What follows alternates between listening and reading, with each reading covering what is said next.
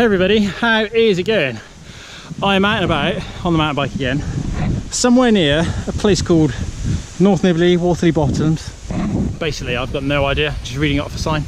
But I reckon I've just come up what is possibly the worst climb in the Cotswolds. When I say worst, I don't even know if I'm in the Cotswolds, but what I mean is it was genuinely brutal. I pretty much rode up there in the, well, look at the size of that cassette. I think it's a 50 on the back and a 32 on the front, so it's pretty small gear.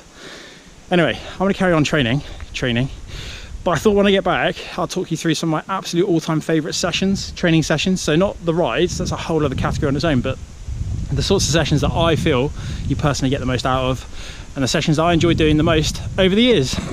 But for now, I'm going to carry on getting lost on this thing. As much as I'd love to finish the video just like this, I'm going to go and get cleaned up, clean myself up, clean that up, because my microphone has arrived and I'm quite excited to see if that actually makes a difference. Maybe, hopefully, you can hear me a little bit better. Right, let's get on and do this. Finally, microphone in hand. Let's get that all attached nicely. Before I get going, I was thinking about maybe doing a live question and answer on YouTube. I have no idea how I'd even do that, but I'd love to know if that is something that you might be interested in. Please do drop a comment down below saying yes, no, leave a question, something like that.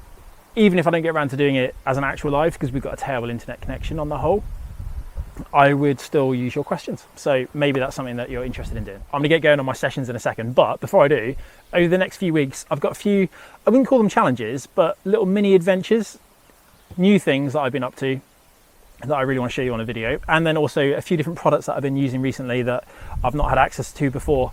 Just a few new things, which are quite cool, I think.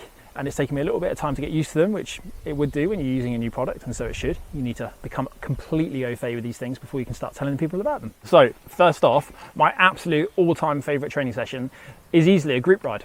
Riding with people of a similar fitness, so not necessarily the same fitness, you know, someone could be better at climbing, someone could be better on the flat. That will really help complement your riding, no matter what level you're at. So going out for a nice long 5 to 6 hour steady ride, or 3 to 4 hours if that's a long ride for you, or even an hour and a half to 2 hours if that's a long ride for you. It's really going to help improve your level of riding with people that are of a similar ability, maybe perhaps a little bit more experienced, maybe they're technically slightly better. So if you're riding in a group of maybe 6 to 8 to 14 riders, like you might have on a team training ride, you're constantly going to be picking up things subconsciously without even realizing. So if it's windy and you're in the group, you're automatically going to try and shelter yourself. I'd be really surprised if a rider didn't try and do this. You know, as a cyclist, you're always trying to be that little bit more efficient, save your energy for when it matters. So you're going to find the best way to shelter behind the wheel when you're in the wind. If you're not so good technically downhill, you're going to learn to pick up tips, follow the lines of the faster riders or the more competent riders on these descents. And when it comes to climbing, certainly if they're longer climbs, the fact that you're having to chase is just going to make you push that little bit harder than if you're by yourself. And that is going to help raise your fitness level, providing you're doing it in a nice structured manner and at the right time within your training. I think group rides are the best because also the time goes the fastest. It's a lot more social than training by yourself. If the weather's bad, at least you're in it together. And if the weather's good, it's just that much more enjoyable, isn't it? Not a massive fan of a cafe stop, personally. It's probably because I spent a lot of time training by myself. And then because of that, I was never used to stopping, which meant that when we got going again, I always had the worst cafe legs, and it just kind of broke the continuity of the ride. I know I wasn't alone in that, quite a few of us were the same. So no matter how you approach those longer group rides, all of the same adaptations are going to be happening, whether you stop, whether you do it in a group, or whether you do it solo. Your cells are going to be developing within your muscles, your body's going to be becoming that much more efficient aerobically, and your capacity is going to be increased for higher, harder intervals later on. Tongue twister. Also, cycling is an endurance sport, and people's challenges on the whole seem to be based around the endurance side of things. So a group ride is a really great way to prepare for some sort of challenge that you've got coming up as well. Right, my absolute all-time favourite intervals are always going to be some sort of threshold intervals. So they're not max efforts as such. They might be max for the duration. So imagine you're riding flat out for an hour. That would still be a threshold effort, but it's not like a 60 to 90 second surge or something like that. It's a... Cheers, Bean. It's a big, long, hard effort. Oh, she set them all off. My absolute all-time favourite training session is definitely the threshold sessions, because in 2013 I did the Time Trial Champs, and to this day I still believe that was the year that I felt the strongest on a bike. It's not necessarily the best I ever went, but feeling is so important to cycling, isn't it? And I just always felt that I could breathe, and I always felt that my legs could cope with no matter what it was that we were doing. Like, it didn't matter if it was a criterium or a hilly road race. I just always felt like I had enough oxygen in my body, like I could really dig in deep and had that resilience there to cope with those efforts. So, and I'm 100% convinced that was because of the amount of effort and attention that I put into the time trial training with my coach at the time, Steve Benton. The best efforts for me always were those 20-minute efforts. I actually found if they were shortened to 12 minutes that it took a little bit of time to get going, whereas when they were 20 minutes long, I eventually found my rhythm and I could really dig deep in those last 8 minutes.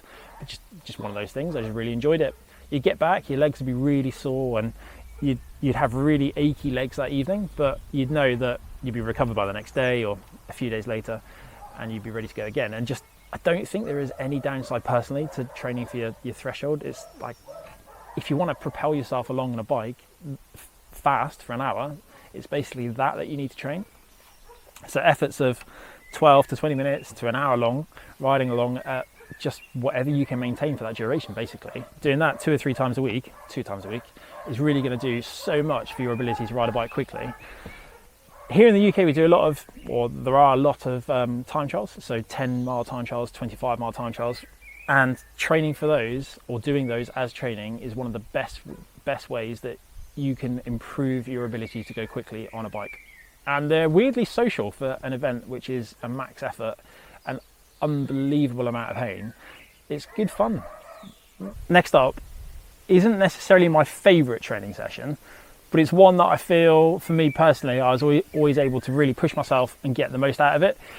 It's not my favourite because I'd always have a headache after doing it. And these are the 20-second sprints. So I did one of these on a video where I filmed it real time, although now I've probably got a better camera mount and the fact that I've got a properly functioning microphone, I hope, I'm still yet to test that of course, I feel like we could probably do it better, so it might be worth revisiting that sort of session. I think these sessions on the bike would be so cool to go and film with the data overlays, except that trying to speak when doing some of these intervals might be a bit of a challenge. But 20-second sprints, they're long enough and hard enough that you're getting the most out of yourself. You're going past your body's natural ability to sprint and you're really starting to eat into your anaerobic capacity. But equally, they're not so long and debilitating that you can't repeat them on a ride or on a week. So it's not like a 60-second effort where you literally, or I would literally sit in the ditch and my arms would be struggling to move. It's different to that, but yet you feel all your muscles. You start to feel your abs, you start to feel your shoulders and your neck, and as I said before, getting a headache after them. So you know you've done them, but they're not so brutal that you can't repeat them. It's good. It's a nice session. And also, generally the third sprint's always the best anyway. You've warmed up a little bit and everything's working. Your shoes are nice and tight and you're ready to go, nice and strong, sort of explosion into the bike. They're always something that I enjoyed. And when we lived in Cornwall, if anyone knows Cornwall, around Stithians Reservoir, there's a really cool little section which is literally 250 metres long, and just sprint for that 250 metres, turn around and go and do it again. You get a nice run up, because one of the most important things when you're trying to sprint for in a race is to not just learn to sprint off a high intensity, that's the hardest training, but also sprint off a high speed. So you may go out on a club ride and you think, or on a group ride, and someone can match your sprint and you're like, how on earth are you doing this when you're sprinting from 30 kilometres an hour? But it's very different when you try to sprint from 65 or 70 kilometres an hour. That's a big difference. And that's really where the training for a road sprinter should lie, is not just sprinting at high speed, but also sprinting off an effort. So doing some sort of threshold and anaerobic effort into a sprint, absolutely horrible session. But once you've done that 2 or 3 times, you really start to notice the benefits. And when you go to race, all of a sudden you get to the end of the race and the sprint, and you kind of feel like you've got that extra gear, and that's purely because you've just done it in training. If you don't do it in training, you're never going to be able to do it in racing, basically. That's one of the most important things to remember, being specific. And the best thing about all of those training sessions, in my mind, is you don't need a power meter or a heart rate monitor for any of them. You can just go out and do them. 20-second max sprint, easy. The only way to quantify a max effort is actually by trying as hard as you physically can. For the threshold training sessions, again, you definitely don't need a heart rate monitor or a power meter. Of course, it's going to make it easier, but just riding as hard as you can for 12 to 20 minutes and then doing that 2 or 3 times in a session, you're going to get better, you're going to get faster, and it's going to do all of the good work that it would be doing to your body, even if you had a power meter. So you don't need to worry about that. And then the group ride, self-explanatory. You're not really using a power meter on a group ride anyway, unless you're in a team training camp, and then you might only be using it on the front or for certain intervals on a climb or something like that. But on the whole, you're just riding the wheels and enjoying the ride. And I think that's the most important thing to remember with cycling is, whilst it's great to have all the technology and to use that to quantify what you're doing when you're training, actually feel is so important still. Which brings me on to one final point. I am now back with both bikes ready to roll, and I'm going to do the back-to-back testing well, on the next sunny day, hopefully. I'm really curious to see how that's going to be. It's going to be quite hard to quantify it, so again, it's going to come down to feeling, how one bike feels. But you know, there are subtle differences, and I think that's really important. And some people will prefer the feeling of the low profile rims and the rim brakes, and others are going to prefer the discs. I mean, I'm a little bit biased. I think I know which one I'm going to prefer, purely because I'm a big disc brake fan, but there could be some surprises in there. Right, that'll do for now. I'm sure I can think of many more in the future, but right now I'm getting a little bit hangry because I haven't eaten after my ride. Big mistake. And also the sun's gone in and it's getting a little bit cold out here. It's not quite like the weather we've been having in the weeks before. So thank you for watching. Give it a thumbs up if you enjoyed it. It'd be amazing if you could subscribe to the channel as well. And if you do have any of those questions for a potential, no promises, live Q&A, that would be really cool. If you could drop them down below, we'll get around to answering those as well in some way, some form or another. That's it from me. See you again soon.